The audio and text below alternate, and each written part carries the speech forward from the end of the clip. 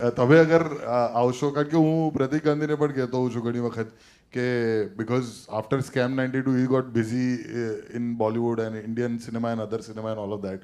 Gujarati place તો હજુ કરે છે Pratik whenever he gets that time. એટલા માટે because we need good looking, dashing, amazing talent like you.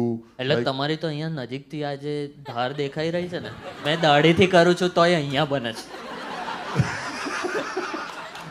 ખરેખર નજીકથી જોશો ને તો તમને લાગે લાવ થોડા નખ ચમકાઈ લો, એટલું શાર્પ છે. હા ભાઈ, બહુ શાર્પ છે, એકદમ શાર્પ છે.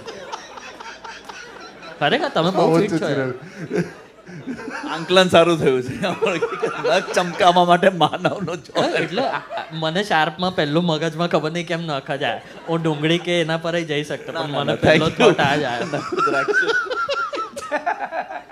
સો નાવ આઈ થિંક જે પણ આટલા વર્ષોથી આઈ થિંક મેં તમને જ્યારે ફોન કરેલો first time when I wanted to invite you for Lavari, તમે તમારા ડીપ વોઇસમાં કીધું, Manan I just got out of the sauna, can I call you in some time. એટલે I think that is one of the reasons of his jawline, because he goes to sauna every day.